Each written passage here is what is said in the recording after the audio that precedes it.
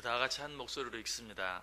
여호와여, 주의 인자하심이 하늘에 있고 주의 진실하심이 공중에 사무쳤으며 주의 의는 하나님의 산들과 같고 주의 심판은 큰 바다와 같으니이다.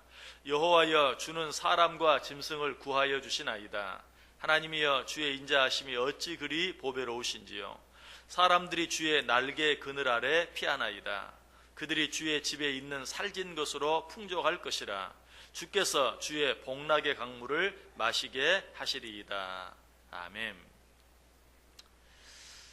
우리는 지금까지 이 본문의 말씀 가지고 주의 인자하심에 대해서, 그리고 주의 성실하심에 대해서, 그리고 주의 의에 대해서, 그리고 주의 심판하심에 대해서 생각해 보았습니다. 주의 인자하심은 어떻다고요? 주의 인자하심은 하늘에 있다. 그리고 주의 진실하심은 공중에 사무쳤다. 주의 의는 큰 산들과 같고 주의 심판은 바다와 같다 하는 것에 대해서 생각해 보았습니다. 그래서 시인은 결론적으로 7절에서 이렇게 말하죠. 주의 인자하심이 어찌 그리 보배로우신지요. 이 말은 주의 인자하심은 다른 어떤 것들과도 비교할 수 없다. 여러분, 가장 보배롭다라는 말은 내가 무엇인가 꼭 필요한 때에 내게 꼭 필요한 그것을 제공해 주는, 여러분 그것이 어떻습니까? 정말 보배롭죠. 가장 적절한 때에 가장 좋은 것으로, 가장 필요한 때에 가장 좋은 방법으로 나를 도와주시는 그것이 바로 보배로운 것이. 그래서 시인은 주의 인자하심이 어찌 그리 보배로우신지요 라고 표현하고 있어요. 저와 여러분은 이 하나님을 믿습니다. 자, 이 하나님을 믿는 자들은 어떻게 해야 할까요? 7절을 다시 보시면 하나님이여, 주의 인자하심이 어찌 그리 보배로우신지요. 사람들이 주의 날개 그늘 아래 피하리이다. 우리 하나님의 인자하심이 정말 그토록 보배롭다면 우리는 어떻게 해야 되겠어요? 어떤 일을 만나든지 그의 날개 아래 피할 수 있어야 돼요. 우리가 주의 날개 아래로 피하면 하나님께서는 우리를 어떻게 해주십니까? 시편 91편에 보면 그 사실이 잘 나타나 있어요. 먼저 시편 91편 1절과 2절을 보면 지존자의 은밀한 곳에 거주하며 전능자의 그늘 아래 사는 자여, 나는 여호와를 향하여 말하기를 그는 나의 피난처요 나의 요새요 내가 의뢰하는 하나님이라 하리니. 좀 길게 나와 있지만 이 말씀은 오늘 본문 7절 말씀과 똑같은 말씀이, 하나님이여, 주의 인자하심이 어찌 그리 보배로우신지요. 사람들이 주의 날개 그늘 아래 피하나이다. 하나님을 나의 피난처로, 하나님을 나의 요새로 모시는 것, 그건 뭐죠? 하나님께로 피하는 것을 말해요. 이처럼 우리가 하나님께로, 그 하나님의 날개 아래로 피하면 하나님께서 우리를 어떻게 해주세요? 계속되는 말씀 시편 91편 3절 4절에 보면 어떻게 하나님께서 우리를 도우시는가가 나와 있어요. 먼저 3절에 보면 이는 그가 너를 새 사냥꾼의 올무에서와 심한 전염병에서 건지실 것이라. 우리가 주의 날개 그늘 아래 피하면 하나님께서 어떻게 해주신다고요? 새 사냥꾼의 올무에서, 그리고 심한 전염병에서 건져주신다. 이 새 사냥꾼의 올무는 어떤 것입니까? 눈에 보이지 않게 살짝 쳐놓고 그곳을 지나가는 자들을 걸려 넘어지게 만드는. 어렸을 때 정말 그물 쳐놓고 새를 잡아보셨습니까? 새들이 많이 지나다니는 곳에 그물을 쳐놓으면요, 집 마당에다도 마찬가지, 그냥 그물, 아주 얇은 그물 쳐놓고 거기에 모이 뿌려놓으면요, 새들이 그물은 보지 못하고 모이를 먹기 위해서 그냥 날라오다가 그물에 목이 걸리고 말죠.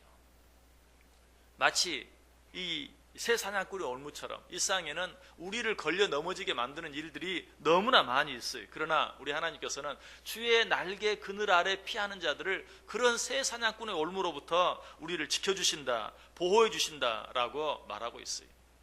세상에서도 우리를 유혹하는 그런 모이와 같은, 새 모이와 같은 그런 우리를 유혹하는 것들이 너무나 많이 있죠. 물질이나 명예나 쾌락이나 이런 것들이 우리를 유혹해요. 우리는 그런 것들을 향해서 그저 모이를 향해 날아오는 새처럼 달려들다가 결국은 그런 올무에 걸리게 되고 많은 때가 너무나 많아요. 그러나 우리 하나님은 그런 모든 것들로부터 우리를 지켜주신다.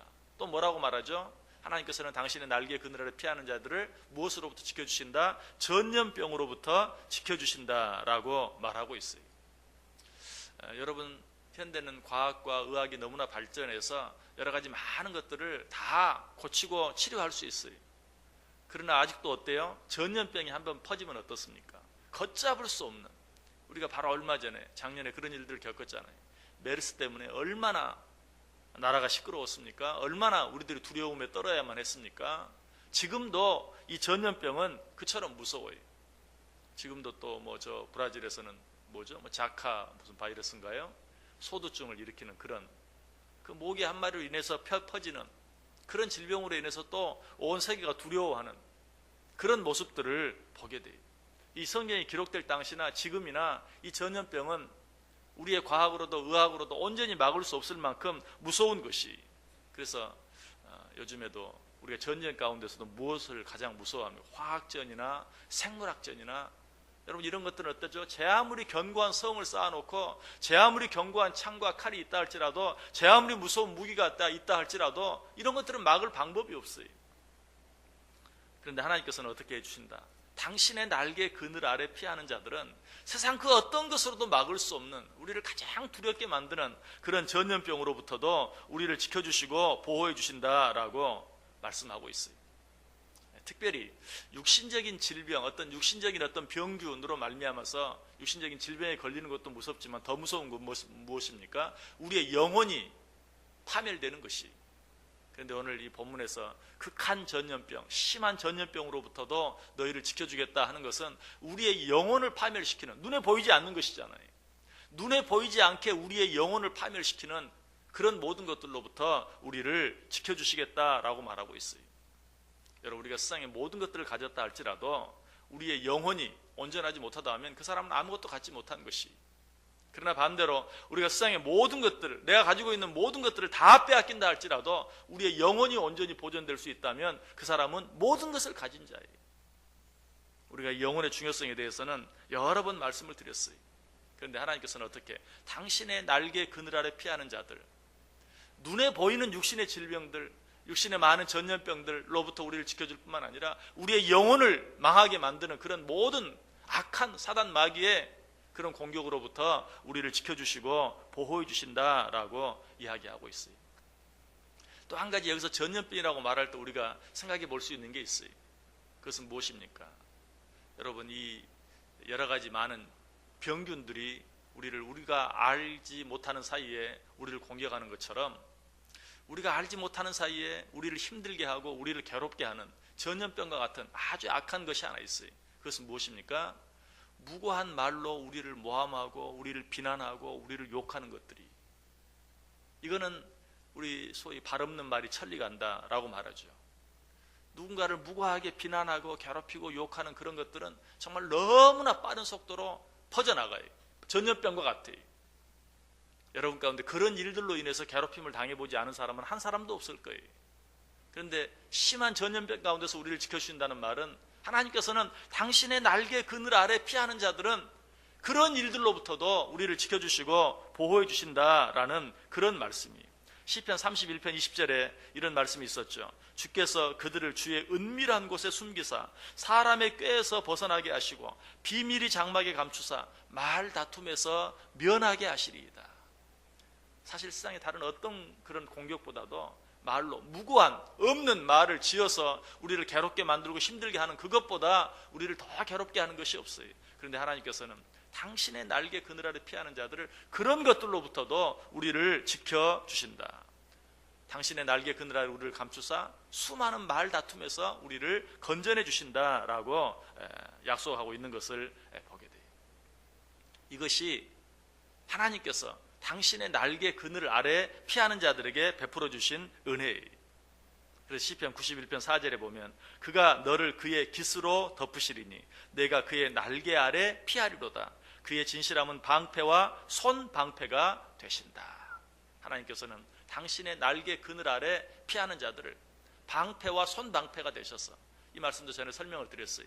먼저 나오는 방패는 어떤 방패라고요? 큰 방패, 우리의 머리끝부터 발끝까지 완전히 지켜주시고 보호해 주시는 방패. 그리고 손 방패는 어때요? 작은 방패로 그 사이를 파고들어서 우리를 공격하는 그런 모든 공격들, 이런 모든 공격들로부터 완벽하게 우리의 방패가 되어주시고 또 손 방패가 되어주신다는 말은 어떤 공격도 완전하게 막아내 주신다. 마치 어미닭이 병아리를 당신의 자기의 날개 아래 다 모아드리는 것처럼, 여러분 참 신기하죠. 그 많은 병아리들이 그 어미닭의 날개 그늘 아래 완전히 감추어지는 그런 모습을 우리는 자주 보았어요. 참 너무 신기해요. 우리 하나님께서 그렇게 당신의 날개 그늘 아래 피하는 자들을 그렇게 지켜주시고 보호해 주신다. 자, 그런데 어미닭이 병아리를 그렇게 자기 날개 아래 품어서 보호하면 어때요? 이 병아리들이 완전하게 지켜집니까? 그렇지 않죠. 어미닭보다 더 강한 적, 큰 솔개나 독수리가 나타나서 공격하면 무용지물이에요. 소용이 없어요. 그러나 우리 하나님은 어떤 하나님이세요? 전지전능하신 하나님이세요. 그 하나님을 오늘 본문은 어떻게 표현하고 있어요? 그의 인자하심이 하늘에 있다. 또 그의 진실하심은 공중에 사무친다. 그의 의는 큰 산들과 같다. 그의 심판은 바다와 같다. 이것은 하나님의 인자하심이 얼마나 크고 놀라운 것인가 하는 것을 우리에게 가르쳐줘요. 시인은 그것을 결론적으로 뭐라고 표현했다고요? 주의 인자하심이 어찌 그리 보배로운지요. 세상에 그 어떤 것이 당신의 인자하심을 당하겠습니까? 내가 그 당신의 인자하심 아래로, 당신의 날개 그늘 아래로 피합니다.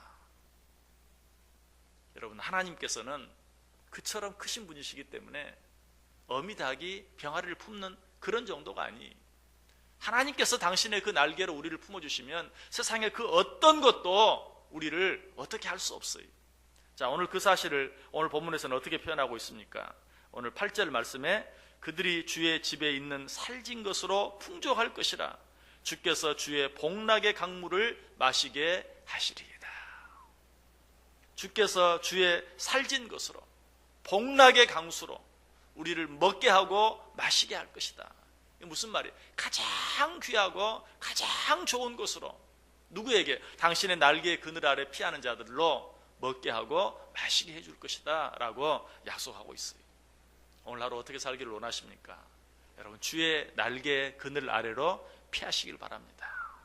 주의 날개 그늘 아래 피하면 하나님께서 세상의 그 어떤 우리 힘으로는 도무지 막을 수 없는, 아니 현대의학으로 현대과학으로 도무지 해결할 수 없고 치료할 수 없는 것들까지도 하나님께서 다 막아주시고 제해주시고 고쳐주시고 치료해주시고 회복해 주신다 라고 우리에게 약속하고 있어요.